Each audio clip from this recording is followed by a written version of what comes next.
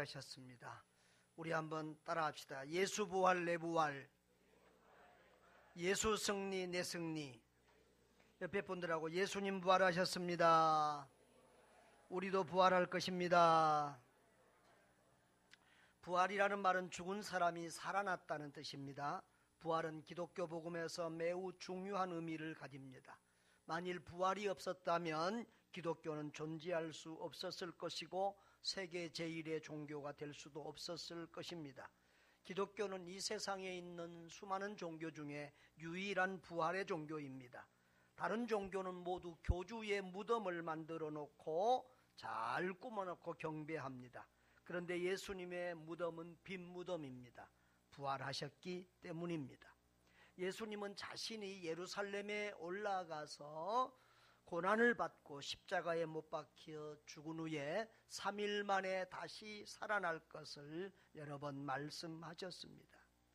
그런데 만일 예수님이 살아나지 못하셨다고 하면 예수님의 모든 말씀은 거짓이 될 것이고 예수님이 행한 모든 것들도 다 인정받을 수 없을 것입니다. 그런데 예수님은 말씀하신 그대로 다시 살아나셨습니다. 예수님은 죽음을 이기고 부활하심으로 자신이 하나님의 아들 그리스도요, 그리고 예수님이 하신 모든 말씀이 진리라는 것을 우리에게 확증시켜 주셨습니다. 여러분, 요즘에 주변에 이렇게 암 걸린 분들이 많고 또 갑자기 돌아가신 분들이 있어서 좀 황당합니다. 이수자 권사님 모친 이번 주에 또 갑자기 돌아가셨고요. 또 어제는 조문희 집사님 또 큰언니가 아직 연세가 그렇게 많지 않은데 세상을 떠났다는 말을 듣고 큰 충격을 받았습니다. 4월은 우리에게 큰 아픔의 달이지요. 이번 주에도 시끌시끌했습니다.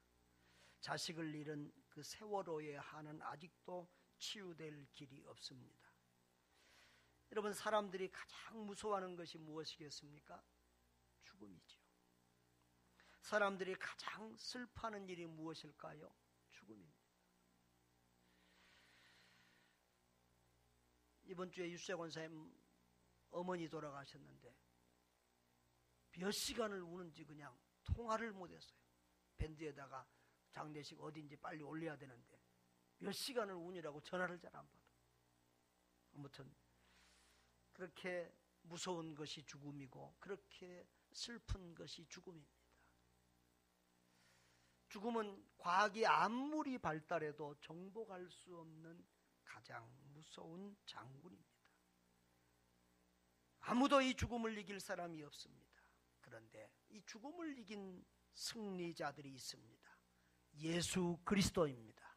그리고 그를 따르는 성도들인 줄 믿습니다. 고린도전서 15장은 예수 그리스도의 부활을 증거하는 부활장인데요.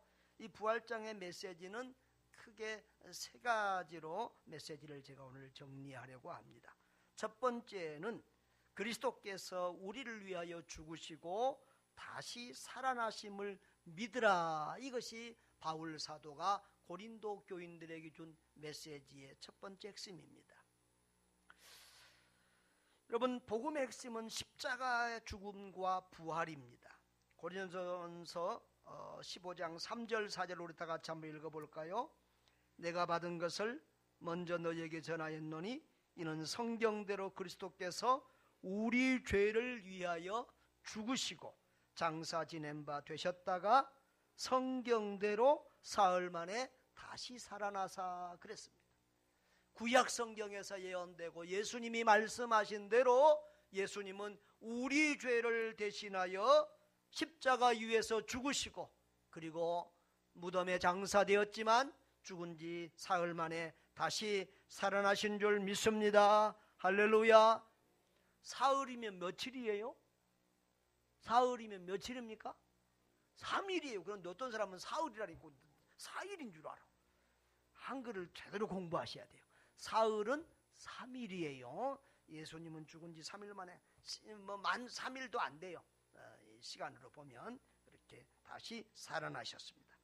그 다음에 그리스도의 십자가와 부활의 복음, 그 말씀을 굳게 지키고 믿으면 구원을 받는다고 말하고 있습니다. 1절 2절을 읽을까요? 형제들아, 내가 너희에게 전한 복음을 너희에게 알고 하노니 이는 너희가 받은 것이요 또 그 가운데 선 것이라. 너희가 만일 내가 전한 그 말을 굳게 지키고 헛되이 믿지 아니하였으면 그로 말미암아 구원을 받으리라. 그 말씀을 굳게 믿고 지키면 그 말씀대로 구원을 받는 줄 믿습니다. 그래서 이제 그런데 이 고린도 교인 중에서는 예수님의 부활을 잘 믿지 못하는 사람들이 있었어요. 우리 교회도 여기도 지금 죽은 사람이 어떻게 다시 살아나느냐, 이 부활이 잘 안 믿어지는 사람들이 있어요. 그 사람들을 위해서 바울은 어찌하여 부활이 없다 하느냐고 책망의 메시지를 전하는데요. 자, 12절 13절 한번 보겠습니다. 그리스도께서 죽은 자 가운데서 다시 살아나셨다 전파되었거늘 너희 중에서 어떤 사람들은 어찌하여 죽은 자 가운데서 부활이 없다 하느냐. 만일 죽은 자의 부활이 없으면 그리스도도 다시 살아나지 못하셨으리라 라고 말씀합니다.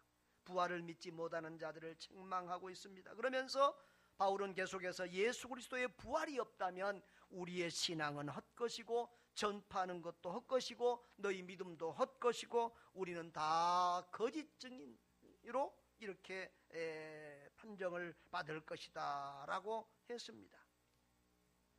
자, 우리 14절 15절 한번 읽어볼까요? 그리스도께서 만일 다시 살려나지 못하셨으면 우리가 전파하는 것도 헛것이요 너희 믿음도 헛것이며 또 우리가 하나님의 거짓 증언으로 발견되리니 우리가 하나님이 그리스도를 다시 살리셨다고 증언하였습니다 라고 했습니다. 또 20절에 보면은 20절 다 같이 읽어볼까요? 그러나 이제 그리스도께서 죽은 자 가운데서 다시 살아나사 잠자는 자들의 첫 열매가 되셨도다 라고 했습니다. 부활을 믿지 않으면 우리의 모든 신앙은 헛것이다. 그러나 정말로 진실로 말하노니 그리스도께서 죽은 자 가운데서 다시 살아나사 잠자는 자들의 첫 열매가 되셨다. 할렐루야. 그 그리스도의 부활을 확실히 이렇게 증거하고 있습니다. 그리고 수많은 증인들이, 부활의 증인들이 있다고 말하지요. 5절에서 8절을 보면은 뭐 하였다고요? 게바에게 보였다. 부활하신 모습이 누구에게 보였다고요? 게바가 누구지요? 베드로예요. 베드로.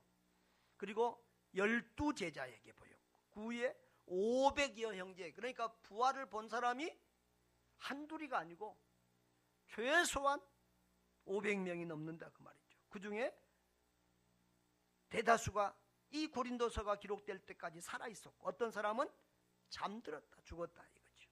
그 후에 야고보, 예수님의 동생 중에서도, 동생들도 살아계실 때는 예수님을 하나님의 아들 그리스도 메시아로 잘 안 믿었어요. 여러분, 선지자가 고향에서 가족에게서 대접을 잘 못 받잖아요. 그렇죠?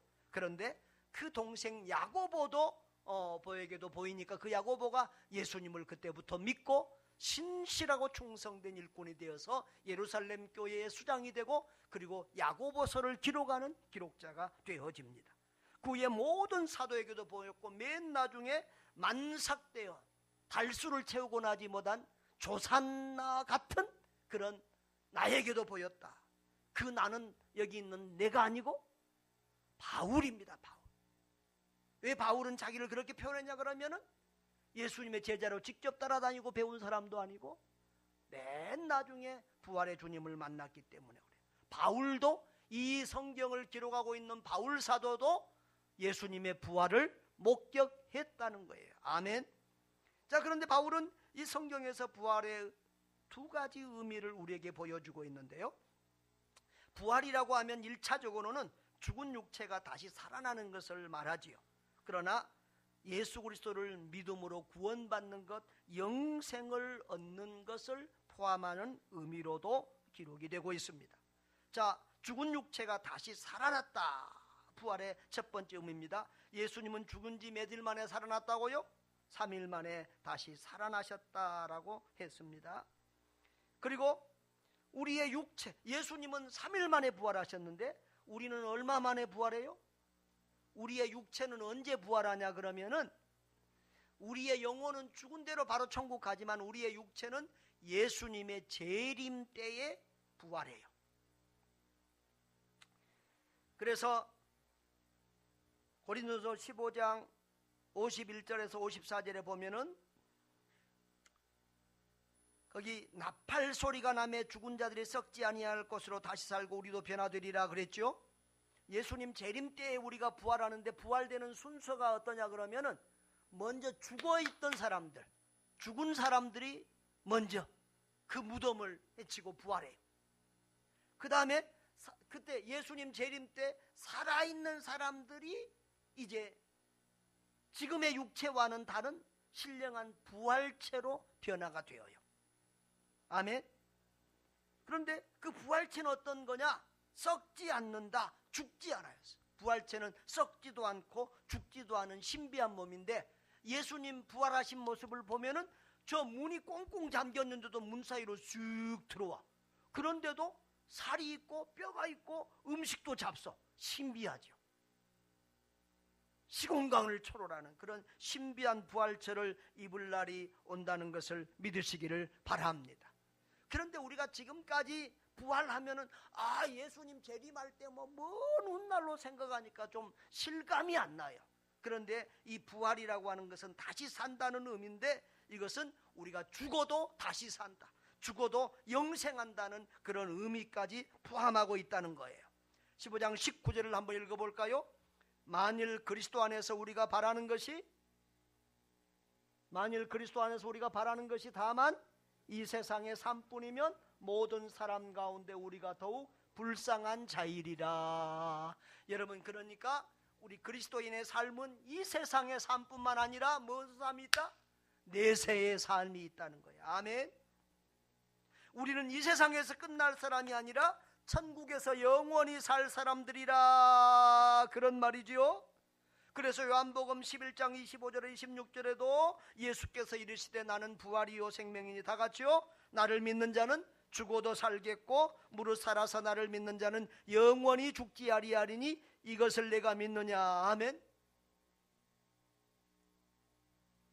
예수를 믿는 자는 영원히 죽지 않는다. 아멘. 여러분, 육체는 죽어도 영혼은 영생합니다. 믿는 자는 천국에서 영생하고 불신자는 지옥에서 영원히 삽니다. 그런데 불신자가 지옥에서 영원히 사는 것은 영생이라고 안 해요. 천국에서 하나님과 더불어 사는 것만 성경은 영생이라고 표현하고 있음을 기억하시기 바라요. 여러분, 하나님 편에서 볼 때 그리스도인은 죽지 않습니다.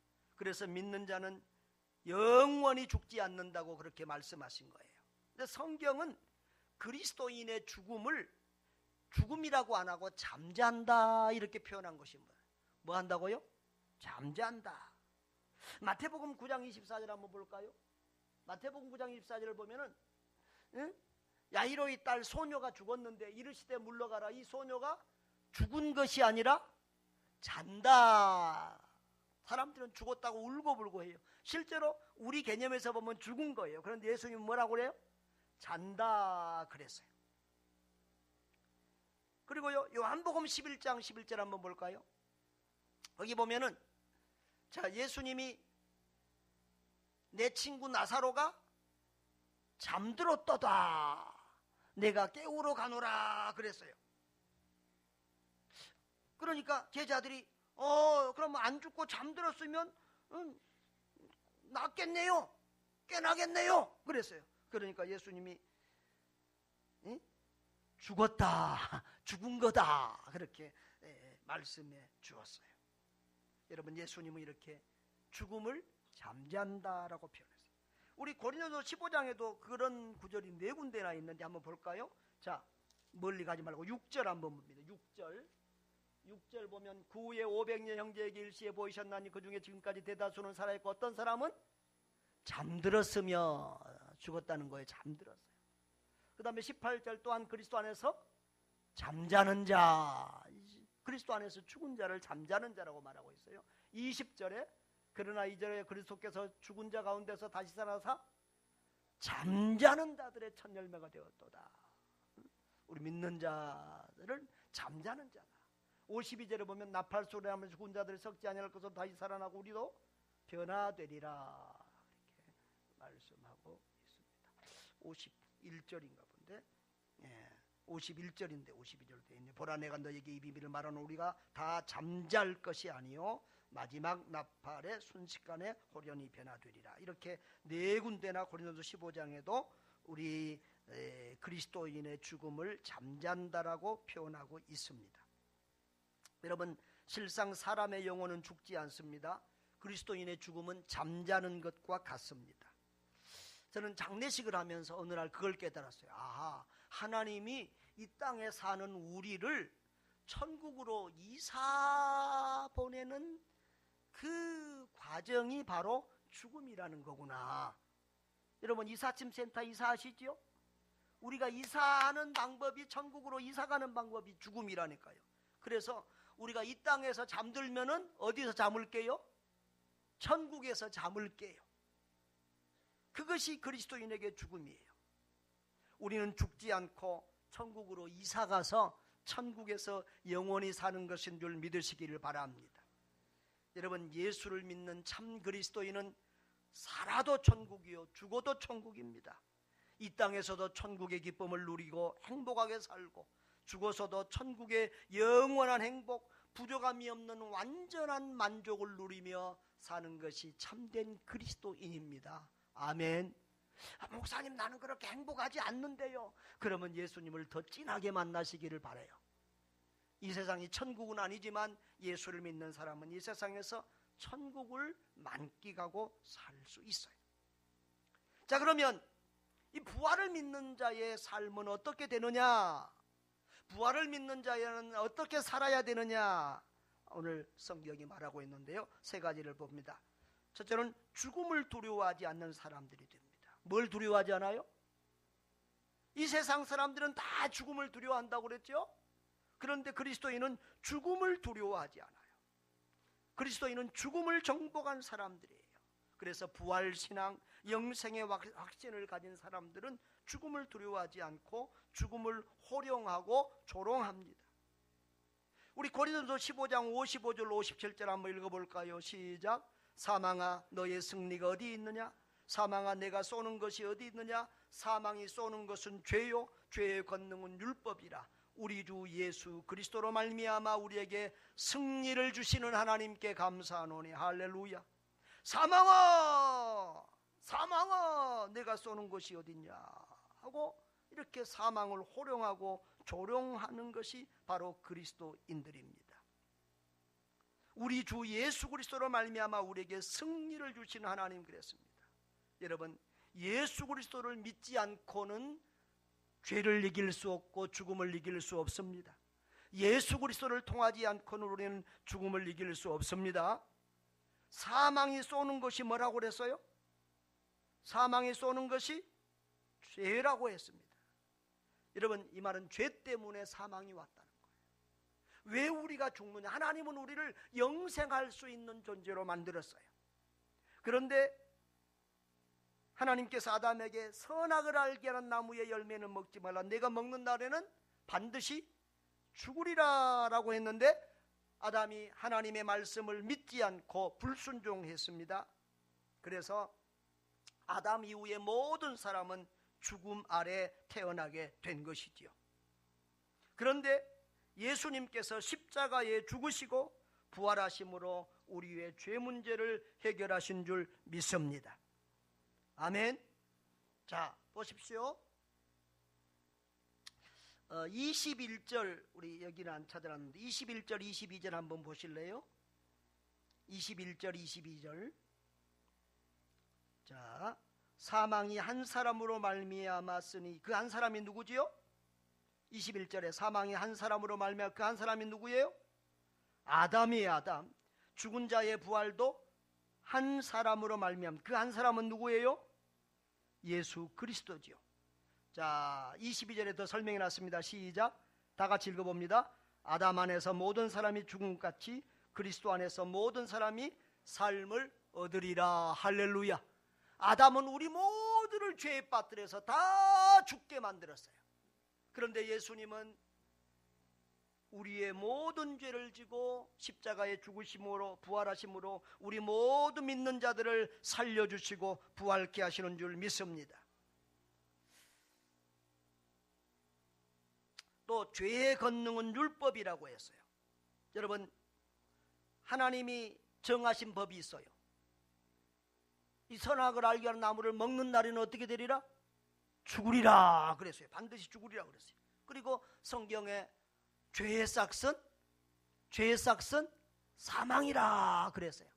그런데 여러분, 하나님은 자기가 법을 만들어 놓고 법을 안 지키는 그런 악한 통치자가 아니에요.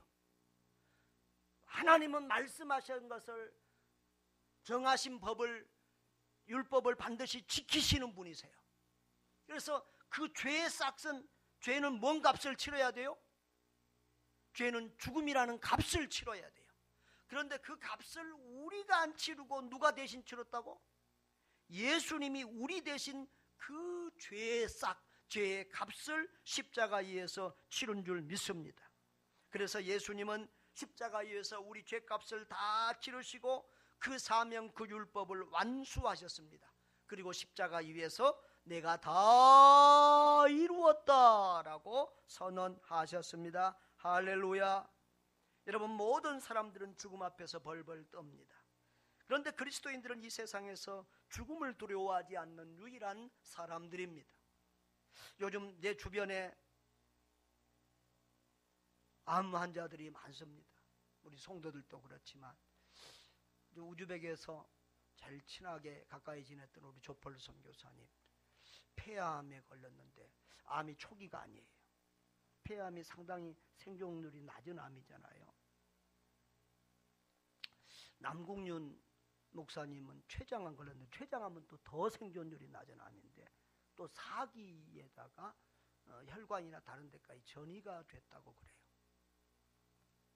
그런데 조펄 목사님은 전화를 해도 그냥 웃고 그냥 평소처럼 목소리가 밝아요. 그저께는 이제 미국 시민권자, 미국에서 파송받은 선교사니까 미국으로 들어가 치료하는데 인천공항이라고 전화 왔어요. 자, 미국에서, 일본에서 더 이렇게 말했더니 미국에서 빨리 들어오라고 그래서 간다고 인천공항에 전화하는데 여전히 목소리가 밝아요. 죽음에 대한 두려움이 1%도 없어요. 우리 남궁윤 목사님도 갔는데, 여러분, 보통 암에 걸리고 뭐 말기, 사기 정도 되면은 본인에게 말 잘 안 합니다. 그렇죠? 가족에게 말하고 숨기죠. 그런데 목사님들은, 또 믿음 좋은 사람들은 죽음을 두려워하지 않는 것을 알기 때문에 세브란스자들이 다 믿는 분들이잖아요. 그러니 목사님이니까 뭐 말하세요. 내가 뭐 괜찮습니다. 그러니까 사기에다가 전이 됐습니다. 이렇게 말했다는 거지. 저도 가끔 내가 암에 걸린다면 어떻게 할까, 뭐 이런 생각도 해보고 그러는데요. 죽음에 대해서 전혀 두렵지 않아요. 다만 뭐 가족이나 성도들 걱정이 좀 되는 건 사실이지만 죽음에 대해서 두렵지 않습니다. 우리는 살아도 천국이고 죽어도 천국이잖아요. 아멘.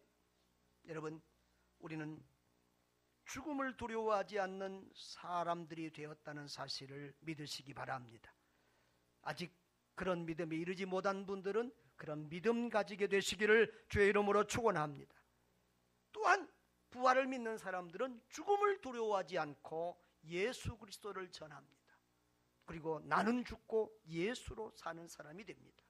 자, 우리 31절 다 같이 한번 읽어볼까요? 시작. 형제들아, 내가 그리스도 예수 우리 주 안에서 가진 바 너희에게 대한 나의 자랑을 두고 단언하니 나는 날마다 죽노라.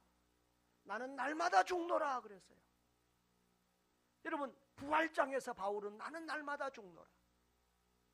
지금 바울은 예수 그리스도, 지금 처음에는 바울이 어떤 사람이었어요? 예수님을 박해하는 데 대장이었어요. 교회를 박해하는 대장이었어요. 정말 열정적으로 예수님을 박해하고 교회를 박해하던 그런 사람인데, 그가 다메섹 도상에서 부활하신 예수님을 만났어요. 그리고 그가 박해하고 조롱하던 예수가 진짜로 십자가에 죽으시고 부활하신 그 메시아 구원자라는 사실을 알고 180도로 바뀌어서 그 다음부터는 목숨 걸고 교회를 박해하던 사람이, 목숨 걸고 예수를 박해하던 사람이 목숨 걸고 예수를 전하는 사람이 됩니다.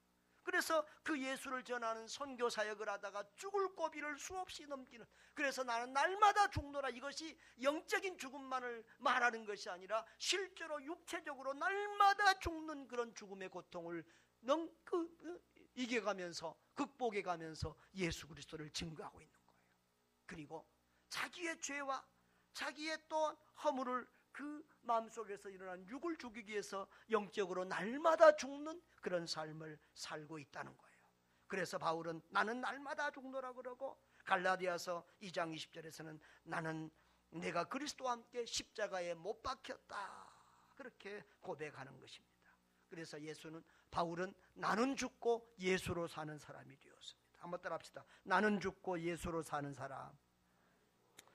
저와 여러분이 그렇게 되기를 바랍니다. 부활신앙을 가진 사람들은 목숨 걸고 예수 증거하고, 또 나는 죽고 예수로 사는 삶을 살게 되는 것입니다. 또한 부활의 중인은 어떤 사람이 됩니까? 마지막으로 항상 주의 일에 더욱 힘쓰는 자들이 된다는 것입니다. 58절 다 같이 읽어봅니다.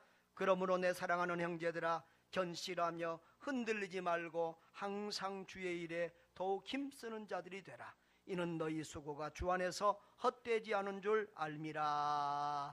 아멘. 예수 십자가와 부활을 믿고 천국을 확신하는 사람은 이 세상 중심의 삶을 살지 않습니다. 영원한 집 천국을 소망하며 살게 되는 거예요.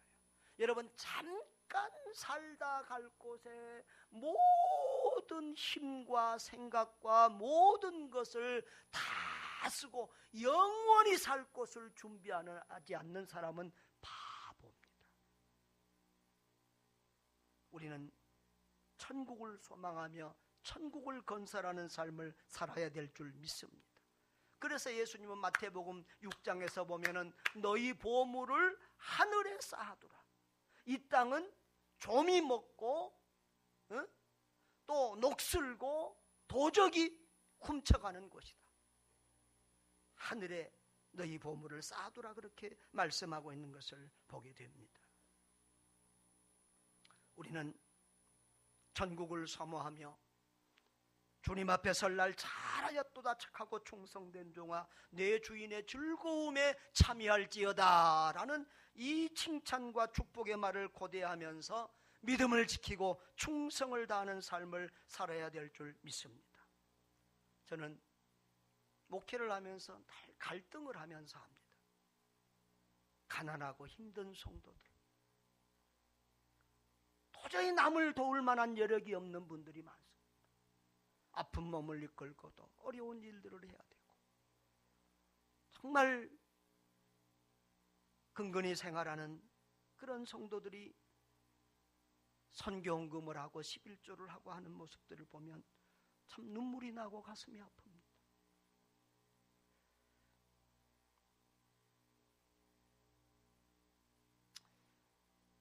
정말 그냥 이 세상에서 잘 먹고 잘 사세요 하고 말하고 싶어. 그런 인간적인 생각이 끌어올 때가 많습니다. 그런데 우리는 이 땅에서 영원히 살 사람들이 아니잖아요. 우리는 우리대로 끝날 사람들이 아니잖아요.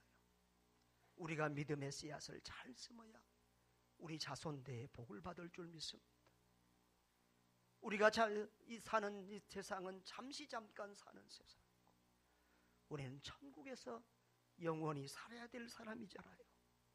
주님 앞에 가서 받을 상이 있어야 될 거 아니겠어요? 어떤 목사님이 경험했던 간증을 잊을 수가 없습니다. 그 목사님이 성도들 가정을 신방하는데, 가난한 성도들, 힘든 성도들, 너무 힘들고 가난하고 밤늦게 와서 잠잘 시간도 부족한 그 성도들 불쌍해서 11조 하라는 말도 못하고 기도하라는 말도 못하고 위로만 하고 왔다는 거예요. 그런데 그 가난한 성도는 계속해서 가난하게 살더라는 거예요. 그런데 부잣집에 가니까 너무 잘 먹고 잘 사니까 속으로 저놈은 뭐 하다가 이렇게 잘 먹고 잘 사나 싶어가지고 막 강한 메시지를 주고 11조 똑바로 하라고 그러고 선경고 하라고 그러고 새벽기도 하라고 소리쳤는데 그 사람은 그렇게 살더라는 거예요. 그러니까 계속해서 복의 복을 더 받아가던 거라. 가난한 사람은 계속해서 가난하고 그래서 방법을 바꿨다는 거예요. 가난하니까 심어야 됩니다. 가난하니까 11조 해야 됩니다. 가난하니까 기도해야 됩니다. 힘드니까 기도해야 됩니다. 그랬더니 그 성도들도 그렇게 삶으로 해서 회복하고 복을 받게 되더라는 것입니다. 사랑하는 여러분, 여러분의 믿음이 견실하며 흔들리지 말고 항상 주의 일에 더욱 힘쓰는 자들이 되시기를 바랍니다. 저와 여러분의 주를 위한 수고는 절대 헛되지 않은 줄 믿으시기 바랍니다. 사랑하는 성도 여러분, 예수 그리스도는 십자가에서 죽으시고 죽은 지 사흘 만에 다시 살아나셨습니다. 인류의 가장 큰 문제인 죽음을 이기고 승리하신 것입니다. 예수님을 믿는 저와 여러분도 죽음을 이기고 승리한 승리자가 되었습니다. 할렐루야. 따라합니다. 나는 승리자입니다. 죽음을 이긴 자입니다. 여러분, 예수 안에서의 죽음은 잠자는 것입니다. 그리스도인은 이 세상에서 눈을 감으면 천국에서 눈을 뜹니다. 구원의 확신, 영생의 확신, 부활의 확신을 가지고 담대하고 행복하게 사시기를 바랍니다. 그리고 예수 그리스도의 죽으심과 부활을 자랑하고 전하는 그리스도의 증인들이 되시기를 바랍니다. 나는 죽고 예수로 사는 작은 예수들이 되기를 바랍니다. 살아서 천국의 행복을 누리고 세상을 떠나서 주님 품에서 영원한 참 생명과 행복을 누리는 복된 성도들 되시기를 주의 이름으로 축원합니다. 우리 학습 세례식 하겠습니다.